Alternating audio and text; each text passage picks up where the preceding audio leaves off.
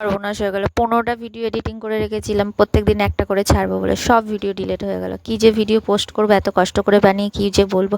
আজকে ঠাকুরঘর পরিষ্কার করতে এসে মাথা খারাপ হয়ে গেলো। সকাল সকাল স্নান করে মাথা ঘষে ঠাকুরঘর পরিষ্কার করতে এসেছি, কারণ আমাদের বাড়িতে এত ইঁদুরের উৎপাত, ইঁদুরে পুরো সব টেনে টেনে নিয়ে যায়। ইঁদুর তো মারতেও পারবো না, কিন্তু কিভাবে কি করব ভেবে পাচ্ছি না। আজকে কিছুটা করলাম, কাল কিছুটা পরিষ্কার করব। আর এই যে এখানে গণেশ ঠাকুরটা দেখছি, এই ঠাকুরটা না ফেটে গেছে।